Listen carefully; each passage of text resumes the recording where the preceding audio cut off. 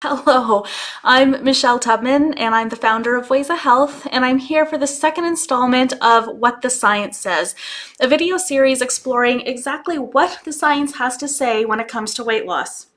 And today we're going to tackle a big topic, and that's stress.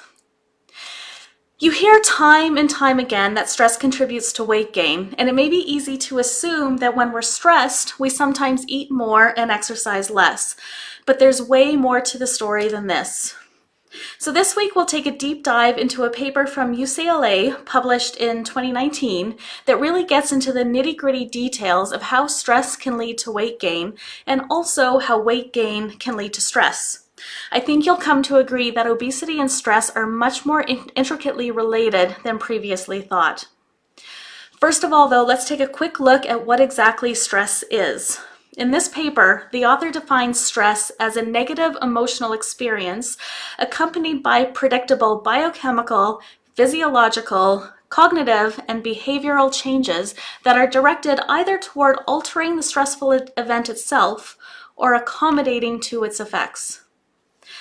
So the stress response actually dates back all the way to our caveman days. In those days, our stressors were primarily life-threatening situations. So when we were being chased by a saber-toothed tiger, for example, our body would release glucose into the bloodstream so that we would be prepared for fight or flight. Now, this response is necessary when a tiger is trying to make you its next meal. But the problem is that your body will interpret any type of stress the same way.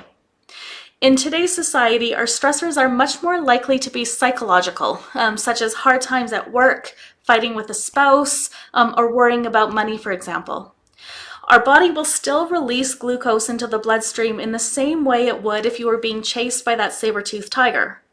However, since we don't need that glucose for fight or flight in these situations, it ends up being stored as fat. So many of the pathways that lead from stress to weight gain are really the result of our attempts to deal with the negative emotional aspects of stress. And the author breaks these pathways into 4 different domains, including cognition, behavior, physiology, and biochemistry. So let's take a look at each one of these in turn. So first of all, cognition. Now, we all know from personal experience that stress can mess with your mind, right? Specifically executive function and self-regulation. And so this means that when stress levels are high, our ability to think, plan, and organize are diminished, as is the ability to focus and manage our emotions. In fact, the author describes a study in which children were asked to choose between a moderate plate of candy now or a larger plate of candy a little bit later. Children with more cumulative life stressors were more likely to choose the larger plate of candy, and these children also ended up having higher BMIs when they followed through with them 3 years later. Now, second, behavior. Again, we can all describe times when stress influenced our eating, physical activity, and sleep behaviors. In fact, the author states that 39% of American adults engage in stress eating, with multiple studies showing that as stress goes up, so does our consumption of sugar and saturated fat. Studies also consistently show that higher stress levels correlate with decreased physical activity, and likewise for sleep. Now, unfortunately, shorter sleep duration is also independently correlated with obesity. Now, this is partly due to the fact that when we're tired, we tend to crave high fat and high sugar foods. We also don't engage in as much physical activity, and plus we're awake for longer, which means we have more time to eat. Now, third is physiology. Now, the author highlights 3 different ways stress can affect us physiologically. Now, first, it hikes up our stress hormones, in particular cortisol. Now, cortisol causes obesity both by stimulating us to eat more, but it also encourages the storage of fat, particularly around the midsection. Now, second, stress hikes up the brain's appetite for the feel-good hormone dopamine. Now, dopamine drives you to eat foods that are higher in sugar and fat, and the more of these foods that you eat, the more dopamine is released, driving you to essentially overeat these high-calorie foods.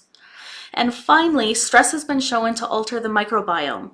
And although the research in this area is fairly new, it's becoming clear that the microbiome directly influences body weight. Now, fourth and finally, biochemistry. Now, leptin and ghrelin are hormones that affect our appetite and hunger signals. Leptin tends to suppress appetite while ghrelin stimulates it. And although the relationship is very complicated here, it is clear that stress contributes to the levels of both of these hormones. All right, so far we've discussed how stress contributes to obesity.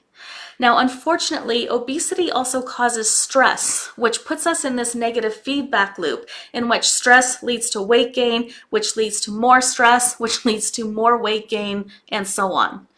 Now, unfortunately, in our society, weight stigma is very prevalent. In fact, it's been shown to affect employment, healthcare, and educational settings.